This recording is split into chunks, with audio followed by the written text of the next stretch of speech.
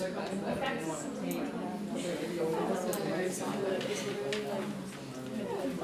have the supercoils thing on my wrist. Look at that. All right. Originosis. Good morning. Good morning. Everybody looked super tired this morning. Really? It's a Monday. We're 2/3 of the way through the semester. All right. Well, our week looks pretty good. I'm pretty excited. We have a homework due Friday. Yep. Most of it you should be able to do by now. There's actually not a lot, which was my error, but not a lot sort of for the second half of the chapter. There's one or two questions on it. So don't forget to be working on that because we're going to move into chapter 9 and then that homework is going to be due next Friday. So you don't want them to start sort of backing up too much. All right, we're still a few weeks out from the next exam, so that's nice. Don't forget tomorrow in lab to bring safety glasses or goggles. We'll be working with stuff. So that can hurt you, presumably. Yeah, pretty excited. We're all set up for the next couple weeks. I'm good. All right. So let's keep talking about DNA structure as far as its sort of compaction method. So remember that we have tons of sort of linear string-like DNA in our chromosomes. A prokaryotic cell has one really big circular chromosome in its cell, and regardless of what type of life form we are, we have to pack all of this DNA down into a very, very small space. Okay, so that's kind of what we're going through now. We've already talked about the helix, which is one way that we compact DNA. Second way that we've talked about now is through supercoiling, and most of the time within a cell it's going to be negative supercoiling, so actually untwisting it, which causes it still to sort of crumple down a little bit. We left off talking about our topoisomerase 2 action. So I'll remind you that there's topoisomerase 1 and topoisomerase 2 in prokaryotic cells. In eukaryotic cells, we do have topoisomerase 2. It is slightly different than the topoisomerase 2 that we have in our prokaryotic cells, but sort of the overall function of it is the same. So depending on what we are doing or what we need to access this DNA for, we either want to relax positive supercoiling. So if you think about taking two strands of DNA from an end and trying to pull them apart, what happens when you take two things that are twisted together and pull them apart at one end? Like imagine you have two shoelaces and you've twisted them together, and then you take the ends and you separate them. They get longer. They get longer, but what happens to the helix, like the twisting part, as you pull them up? Like you're straightening one end, it tightens at the other end, right? So as you're stretching out that DNA and as you're uncoiling it and accessing it at one end, you're actually making the remainder of it spiral together tighter. And that's going to make it harder to access the DNA at that point, like as you continue to pull apart, right? So as you continue to lengthen it. So in that case, what we're actually doing is creating positive supercoils that we then have to go in and relax before we can continue to separate those two strands and access that DNA for replication and transcription. So we're going to see topoisomerase come back next chapter when we're moving into transcription or replication and transcription. Okay, so fancy way it works.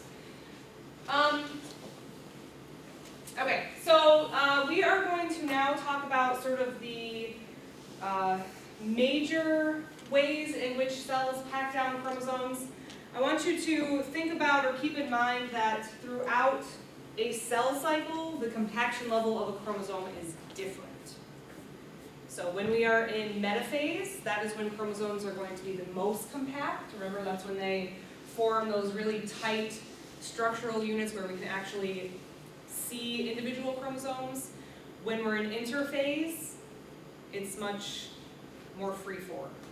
Okay? So we are essentially going to talk about how do we go from this linear string of DNA into a metaphase chromosome. We're going to go through all the levels of compaction that we need to get to that point. So here we are going to be dealing with both the DNA sequence and quite a few proteins that we're going to use to sort of scaffold this overall structure. All right, so our first level of compaction is at the level of the nucleosome. So I'll give you a definition for a nucleosome. A nucleosome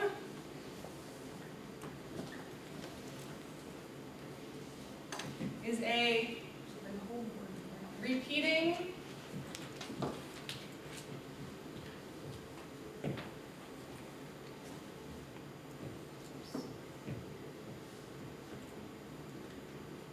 structural unit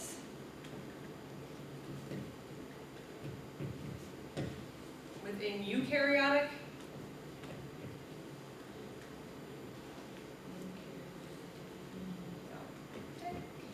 chromatin. And does everybody remember what chromatin is?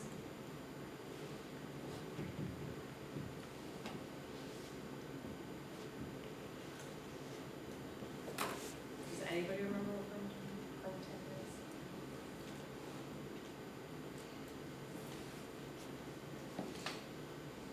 Okay, so chromatin is going to be just our DNA protein combination. So proteins that are associated with our DNA.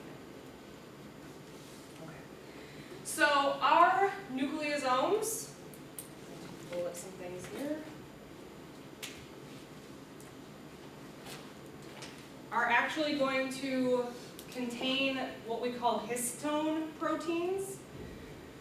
And so these histones are proteins made of 8 subunits.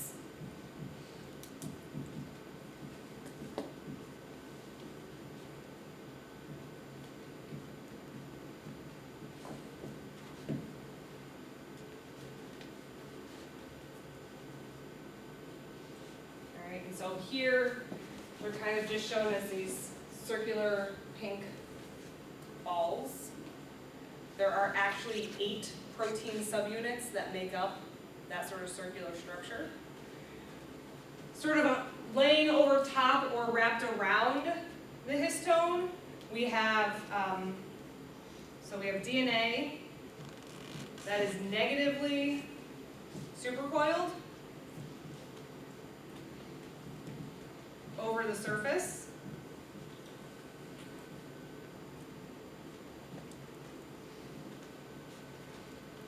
And so the total length of the DNA segment that's wrapped around that histone protein is somewhere in the range of 146 nucleotide base pairs in length.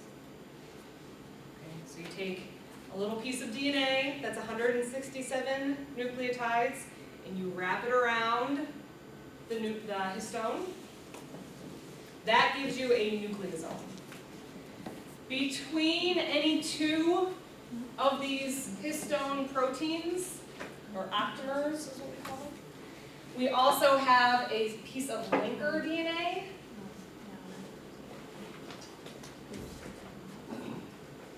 So that linker DNA is usually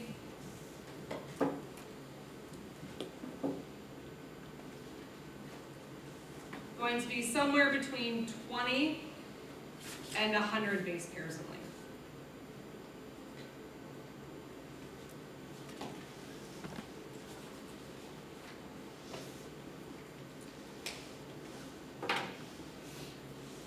All right. So now we've taken maybe 200 to 250 base pair of DNA. We've wrapped it around this octamer histone protein. we have now shortened its length about 7-fold. So it is 7 times shorter when it is wrapped around this protein structure than when it is just a single strand of DNA. So this whole thing is a 7-fold reduction in length.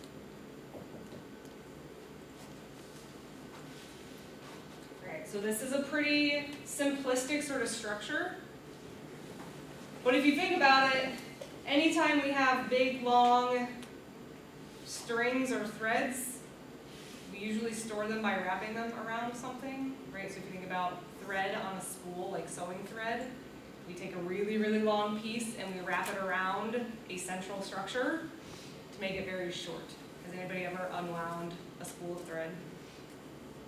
My mom sews a lot. I was probably her least favorite child because the little bobbins and stuff, I'd like roll them around the floor and there'd be just thread everywhere. Or if you're like a knitter or a crocheter, right, like a ball of yarn, a skein of yarn would be the same sort of idea. If you work with electronics, we wrap our cords to keep them neat. Same idea, we wrap our DNA, makes them a lot shorter, a lot more coherent. And so I think this is kind of cool, but this is actually microscopy of this nucleosome structure. And so you can see each of these little circles is going to be one of these octamer core histone proteins with DNA wrapped around it. So we call this the beads on a string structure within DNA. It's actually really hard to extract DNA from a cell and maintain this structure. We're actually going to extract DNA from cells this week in lab. One thing that we add to it as we're extracting it is called proteinase K. Proteinase is something that breaks down proteins. So when we take DNA out of a cell, we're automatically treating all of these proteins that give it this nice structure with an enzyme that breaks it down. So this is kind of pretty cool that we can visualize this because this structure is sort of easily lost when we manipulate cells. Ooh. All right, so this is what a histone looks like. Right? Keep in mind that proteins are highly structured, and anytime we heat them or add them to acids or bases, we denature them. So this is representative of that octamer, where we have 8 histone proteins. We actually have 2 of 4 different proteins. Right? So these are our 4 proteins, 2A, 2B, 3, and 4. We have 2 of each of those that make up that octamer. We also have an H1 histone protein. There's a linker protein. It occurs between our 2 nucleosomes. Right, so we had sort of one nucleosome and then another nucleosome over here. They should be the same size. We had DNA, this is going to go bad. We had DNA sort of wrapped around here and then linked, right, and wrapped around like that. In here, we actually have another protein. That's our H1 or our linker protein, or linker histone. This protein actually plays an important role in our next level of compaction. So it's located between our octamers and is also involved in making our next level of compaction. So, oh, there we go. That's what it looks like. I didn't even have to draw it.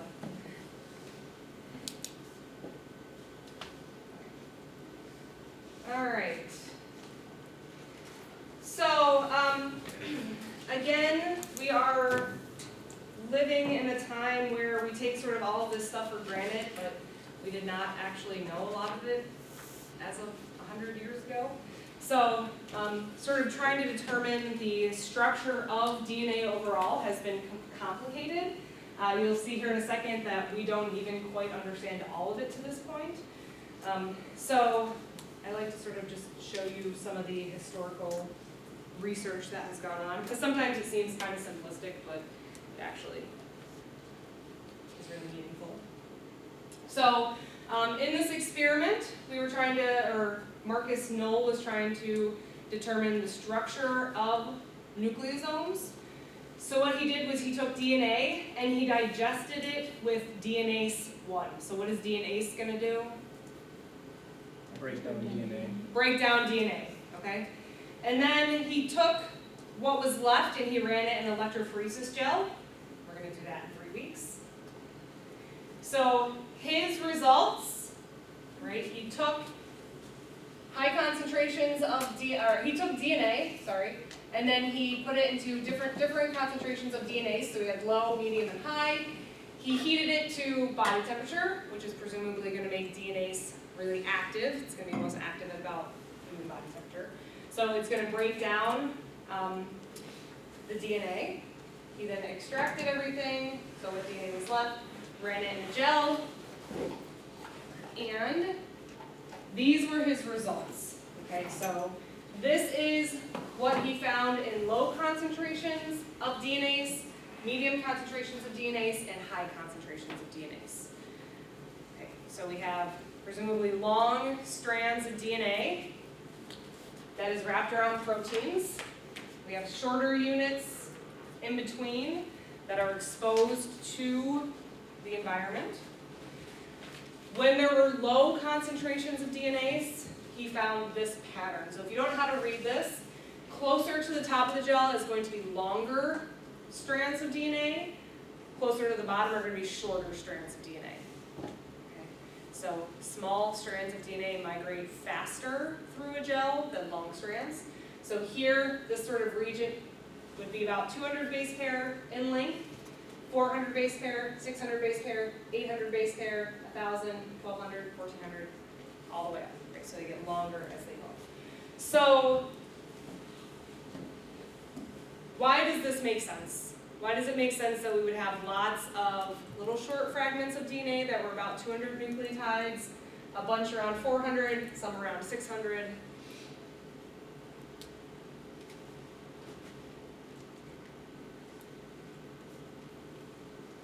So thinking about that structure where we have DNA wrapped around these proteins, thinking about these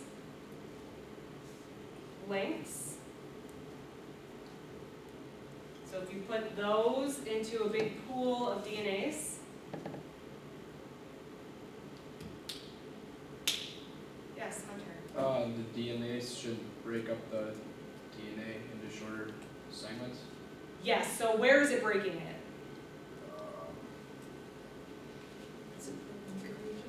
Yes, so DNA is going to be really accessible in this linker region, right? We don't have a lot of proteins here to sort of protect that DNA.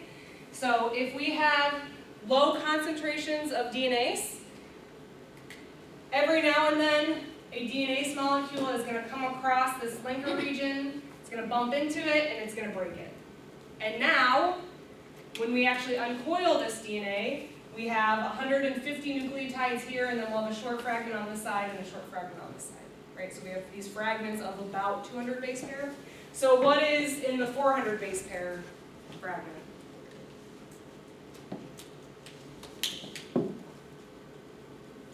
So this makes sense, hopefully to us, right? We have, in really, really high concentrations, we have lots of enzyme.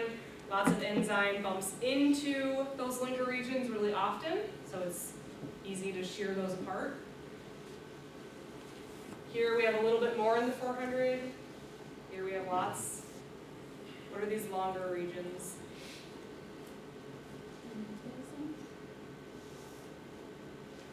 Not quite. So what's, yeah. Since it's a low concentration, not every single H1 is going to be broken. Yes. So, because we have low concentrations of an enzyme, not every single linker region is going to be exposed to an enzyme and broken apart. So remember that when we have enzyme and substrate reactions, we're going to optimize them when we have high concentration of enzymes and lots of physical contact between the two. If we have low concentration of enzymes, we're not going to get that bumping into and breaking. Okay, so yeah, so this 400 nucleotide region, or this 400 base pair region, would be 2 nucleosomes that were not broken apart, so they were broken on either side, but we still had 2 that didn't actually get physically disconnected. 600 would be 3, right? 800 would be 4. So these just represent longer strands. But either way, what Knoll was hypothesizing was that cuts were going to be more likely in that linker region, and so the resulting DNA fragments would be in sections of about 200. Okay, so our next level of compaction is the 30 nanometer fiber. And so what is going on at this level is that we have nucleosomes that are actually associating with each other. Again, we are reducing the total length of our DNA another 7-fold. So we've now gotten 15-ish times shorter than when we started. Pretty good.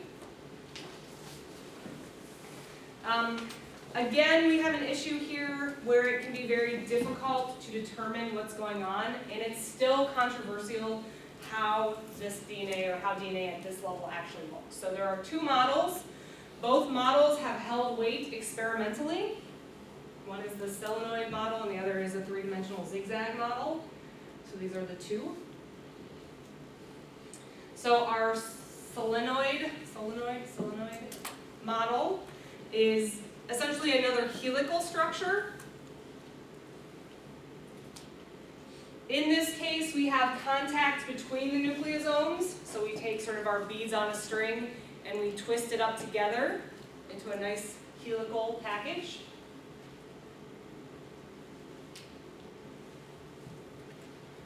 The other model is the zigzag model, which is actually fairly irregular. In this model, the linker regions are sort of variable in how long they are or how they bend and twist.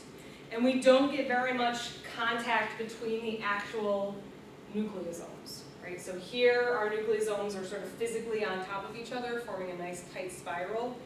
In the zigzag model, they've gotten much closer, or they've actually sort of spread out horizontally instead of vertically. So they're sort of packing in this direction. But we don't have as close a contact between most of these nucleosomes. So at this point, when we're looking at this sort of structure, again, we still don't know what the actual 30 nanometer fiber looks like. We know that there is a 30 nanometer fiber. We don't know how the nucleosomes relate to each other. What we do know is that our DNA is wrapped around the nucleosomes, and then the nucleosomes somehow associate with each other to form an additional level of structure or compaction. Okay. So at this point, and we call it a 30 nanometer fiber because it's actually now the sort of width of this DNA segment. We start at about 2 nanometers. So if you have just a single strand of DNA, real narrow, we then pack it into 30. We're basically making it wider, but a lot shorter at this point. So from here, we can't actually physically manipulate the strand of DNA anymore. I don't know how you would additionally pack this into smaller and smaller segments the same way. So now we're going to start sort of adding additional scaffolds external to the DNA. So within each of our nuclei, or the nucleus of our cell, we are going to have a nuclear matrix. Okay, so this is a nucleus. So this here is our double membrane, right? That's our nuclear envelope. These are nuclear pores. Remember, we need to get things into and out of the nucleus, so we have those holes. Inside of the nucleus, we have what's called the nuclear lamina. So this is a bunch of fibers that sort of line the very inside of our nuclear envelope.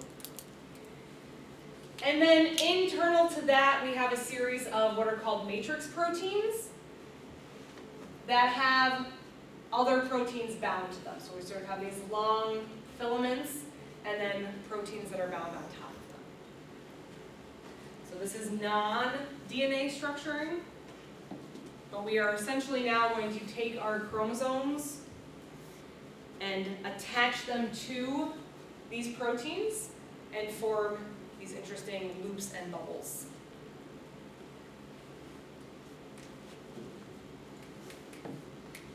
So this is kind of a hypothesized portion, hypothesized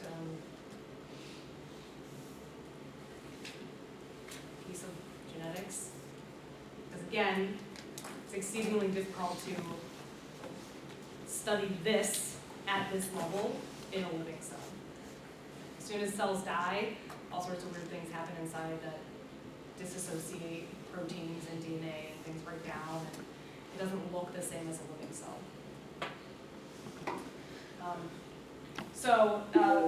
For this to work, we're going to have dozens to hundreds of proteins that are involved. We are obviously not going to get that detailed into sort of the cellular machinery part. But it does get quite complex. So using this interaction between our 30 nanometer fiber and this nuclear matrix, so these proteins associated with these filaments, we are going to form what are called radial loop domains. So from the last slide, all those squiggly worm-looking pieces are these filaments. Filaments. These yellow balls were those proteins that were stuck on top. And so to this, we are going to sort of overlay our 30 nanometer fiber. So this is our 30 nanometer fiber. These AMAR regions are going to be DNA sequences that are specific binding sites for these proteins. So we have another case here where the sequence of a chromosome plays a role in how it is associated inside of a cell. Okay, so when our chromosomes are inside of the nucleus, they are going to bind to these proteins at those regions. What that does is it allows us to form loops. If you think about tying a shoelace, again, you have a long string, you put loops in it and knot it together, and now it's much shorter. It's kind of exactly what's happening here. We have a really long string, we attach it to something, so we form a knot, and we loop it out, and now it's shorter. And so I don't worry too much about these matrix attachment regions and scaffolding attachment regions. That is going to be this location on the chromosome that is specific to that attachment. All right. When we've been talking about our chromosomes and how they look inside of a cell, I think we have two sort of very distinct images. One image that we should have is those metaphase chromosomes, where we can differentiate each chromosome from every other chromosome. Is that true? We can all see our packed down chromosomes on their own. Okay, the other image that we often have is that spaghetti bowl look of the interphase chromosomes, right? And at that point, we kind of assume that all of our chromosomes are just more or less knotted together in a big mess, and there's no structure or no order to that. Is that fair to say? Okay. So, that is actually not true when I talk about like a ball of yarn inside of our cells. Our chromosomes do actually have distinct regions or domains that they stay within, related to those radial loops and that scaffolding that we just talked about. Okay? So here is our metaphase chromosomes. These are not human, we do not have Z chromosomes, and we have more than 6 in our cells. But you can see during metaphase we have our nice compact chromosomes. Each one of them is located in sort of its own distinct place. This same cell in interphase, if we dye each of these chromosomes a unique color, right? So here chromosome 1 is dyed red, 2 is blue, green, 3 is blue. We do the same thing in interphase chromosomes, and all of chromosome 1, or chromosome 1, is located in one distinct region. 2 and 2, right? Z and Z. What happened to the other one? That's, maybe they're both there. Z and Z, right? 4 and, geez, 4 and 4. 5, over here, 6. So what this sort of shows us is that each chromosome has its own space and is actually still quite well ordered in the nucleus. It's not just a hectic, disorganized mess, but there are discrete and non-overlapping domains that belong to each of our chromosomes. So if this was undyed or unstained, this would just look like a big mess, right? We wouldn't be able to see where chromosome 1 ended and 2 started and 2 ended and Z started, but there is actually quite a bit of order to this system, right? This order comes from this internal structure, right? So we have proteins that form a nuclear matrix. Those nuclear matrices are going to scaffold and hold chromosomes in a location, keeping them separate from others. Which gives us this nice, this is really a pretty image. Okay. Questions about sort of how we pack chromosomes down? Alright, I'm going to overview it at the end of this lecture, but I do also want to talk about a few more little things before we get to that. So again, when we're talking about replication, transcription, and transcription, we're going to talk about how we have to access DNA. There are a couple of different compaction levels even within a chromosome. So we have both heterochromatin and euchromatin. If you look at that table on the left, you'll see that euchromatin is less condensed than heterochromatin. So heterochromatin, or regions of heterochromatin within a chromosome, tend to be very highly condensed. Within a single chromosome, we do have some areas that are euchromatic and some that are heterochromatic. Less condensed DNA tends to go through transcription more often. So transcription is going to be making mRNA copies from our DNA. Does it make sense that we would have more accessible DNA regions in a euchromatin structure as opposed to a heterochromatin structure? Yeah, the more packed down a section of DNA is, the more difficult and energy intensive it's going to be to open it up to those molecular processes.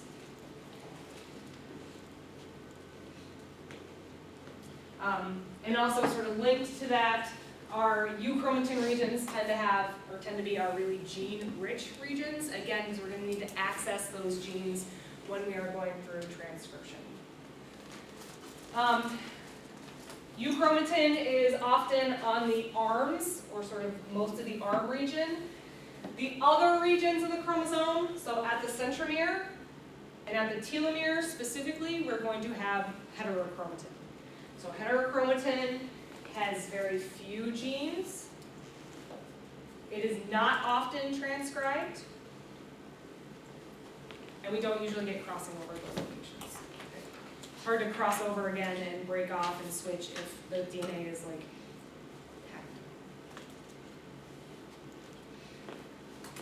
packed. Alright, so to complicate things a little bit more, when we're talking about heterochromatin, we do have constitutive heterochromatin and facultative heterochromatin. What do you guys use these words to describe in chemistry? Don't you use these to describe something in chemistry? No? No, I guess we use them to talk about like facultative, obvious, and anyways. So constitutive basically means that it has to be or is always something. So if you are a constitutive heterochromatin region, that means you stay heterochromatin all the time. We don't unpack that DNA, we don't stretch it out, we don't really transcribe it. Those regions of a chromosome that are constitutive heterochromatin are going to be those that are highly repetitive in terms of their DNA sequence. Highly repetitive regions are often not good for much. They don't contain promoters, they aren't involved in gene regulation, they don't code for anything, they're just excess DNA, oftentimes inserted from viral genomes and things like that. Facultative heterochromatin, on the other hand, can essentially switch between heterochromatin and euchromatin. So facultative heterochromatin is most of the time inactive, but can be sort of spread out and used when necessary.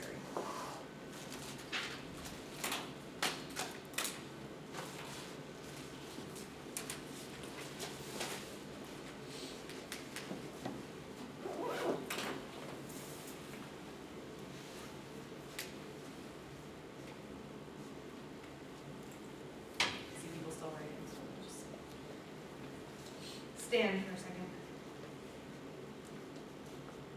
Did everybody have a good weekend? Yeah.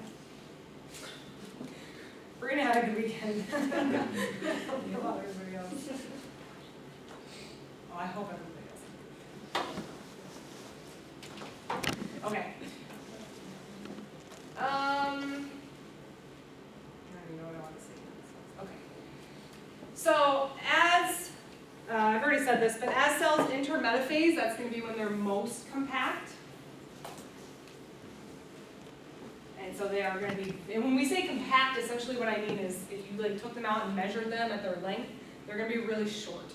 They're going to be kind of wide and short compared to super long and super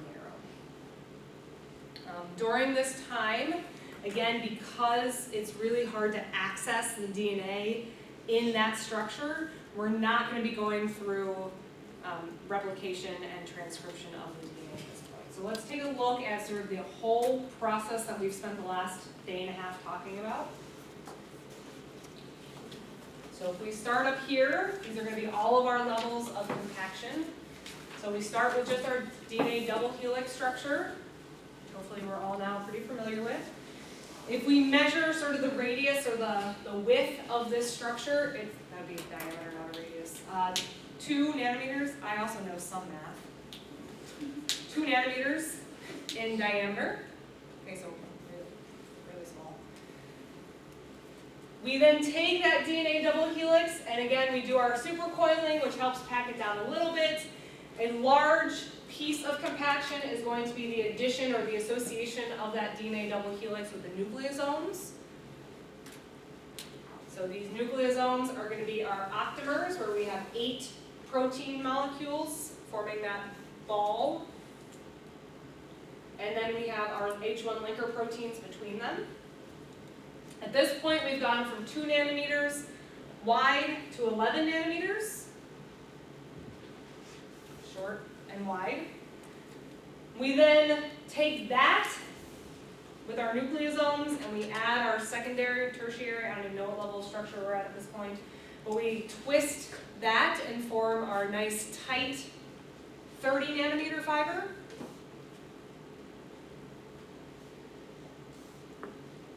The next piece is going to be when we're adding in our loop domains, right? So we have sort of these, we have our matrix fibers with our proteins that are linking or holding the different regions. So we get attachment here, and then we get a big loop, and then the next place attaches, and then a big loop, and then the next place attaches. So we do that. We're up to about 300 nanometers, so we are 150 times wider, but much, much, much, much shorter at this point. And then our next level of packing down is where we're taking those radial loop structures and we're actually sort of folding them in on themselves and creating bigger loops. That is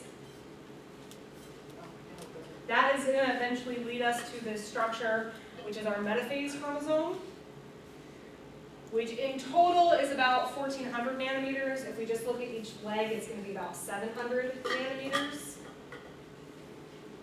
from our 2 nanometer DNA double helix. So we are taking, again, something very long and narrow and twisting it and tying it up and putting it in knots all the way until we get down to our metaphase chromosome. So sort of in this region is going to be where most of our DNA stays if we are going through transcription. But if we are going from interphase into metaphase and we're actively dividing the cell, we're going to pack that down into our chromosomes.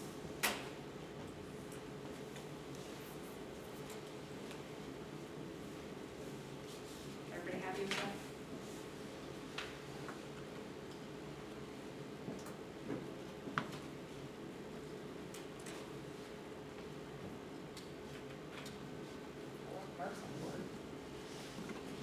All right.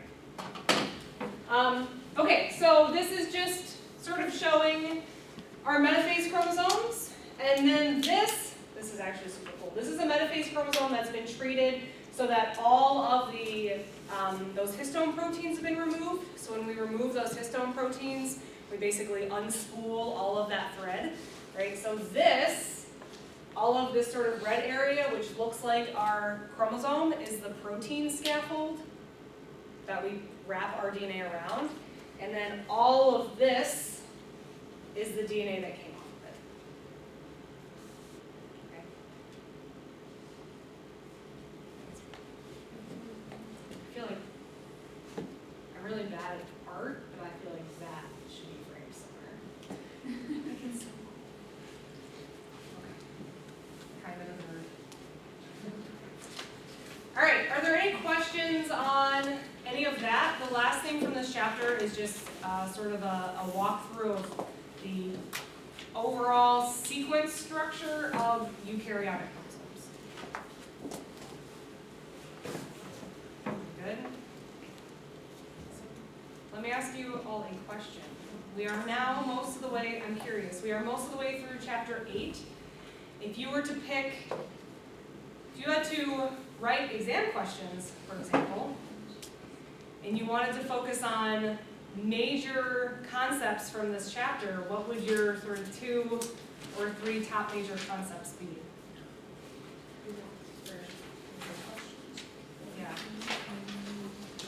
So if you were going to see a short answer exam question here at some point that are on broad chapter concepts, what would our broad chapter concepts be?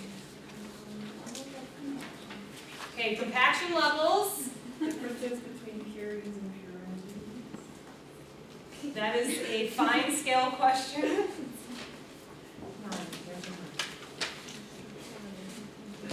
Yes.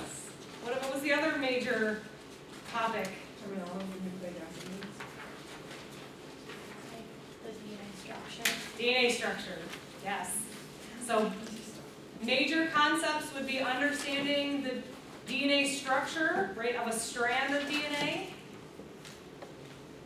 And then the other major concept is how do we take that strand of DNA and pack it into a cell.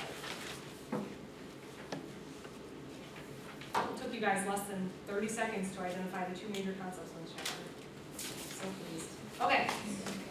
So the last thing that I want to talk about are just sort of the features of a eukaryotic chromosome. So within a eukaryotic chromosome, we have a couple of DNA sequences that we've already talked about that are super important. One of them is that centromere region. Remember, without a centromere, we can't segregate our chromosomes during meiosis and mitosis, and that becomes problematic. We also have some regions that are called origins of replication. Does anybody want to guess what those do? Those are used for? Yeah, it's where we start replication. Don't you love it when how they name things is true to what it is? And then telomeres, you may have heard about outside of this class. There's sort of a lot of talk about them, especially in the medical community.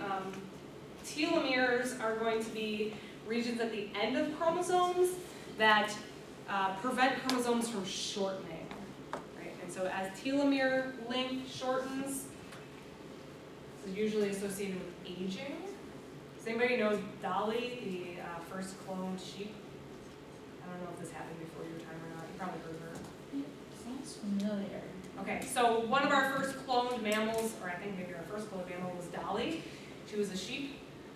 She was born and then died very shortly after that. Not because of not for any like real health reason, except for that her telomeres were very short because she was cloned from an older female. So when you clone something, you take their DNA and you insert it into a new cell and you basically create an exact copy of them. What happens is when you use old cells, the telomeres are actually quite short already. Short telomeres prevents replication of chromosomes. Lack of replication means lack of mitosis and ultimately cell death, right? So she died very young because she didn't have a lot of telomere length left. I think that they have since addressed that in cloning animals. So she was born young but old. How weird was that? She's Benjamin Button. Except she didn't get younger, she just died. Wow. So not Benjamin Button. So not Benjamin Button. Okay, so here is sort of the standard view of a eukaryotic chromosome. So linear, sort of in that central region, although it could be up close to the end, we've talked about that. We have our centromere. Telomeres are located at either end, so we have telomere at the 5' end and at the 3'. Well, it would be 5' and prime. Anyways, we have telomeres at the ends. Along the rest of the length, we have multiple origins of replication, so those are specific sequences. So when we're replicating our chromosomes, we actually start simultaneously here, here, here, and here. In between those, we have both gene coding and non-gene coding DNA. So I think I mentioned this, but we have a lot of DNA in our chromosome, or a lot of DNA in our genome. Most of it is not gene coding. Right? Most of our DNA is non-gene coding. So I'm going to just show this quickly. These are genome sizes, if we look at this chart, of different organisms. So I just want to point out someone like salamanders, where we have, or even fishes, where we have a really broad range of genome sizes. Within fish species, these fish over here don't have 3 times more genes than these fish over here. Okay, so most of the time when we have differences in genome length like this, it's because these fish have a lot more non-coding sequence. And so the last thing that I'll say is in the human genome, we have about 40% of our genome is unique sequences. So unique sequences code for proteins, code for other things like tRNAs, or are just unique sequences that are found outside of genes, so they're like promoter regions or enhancer regions. 60% of our DNA is non-coding, or is what we call repetitive or junk DNA. Again, I think that's a little demeaning to DNA in general. It's not junk. It has important jobs of some kind. Actually, it's interesting because if you take all of the repetitive DNA out of a genome, cells stop functioning. So we don't know what some of that DNA does, but that DNA still does something. So utterly defensive I know. towards DNA. I accept all DNA. All right, so we will move into chapter 9 on Wednesday. I will see you all in lab tomorrow. I'm super excited, so come prepared. I can be her present at the end of the year. A teacher that's an MD. I am. Whole DNA matters. All DNA matters.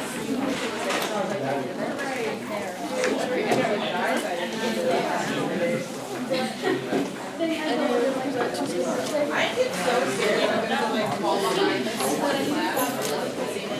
that you will probably see me here like even when I don't do my half done. I will still come to class and I'm like, I'm scared of You're dying. I hurt my back bad. My first certification ran out a while ago.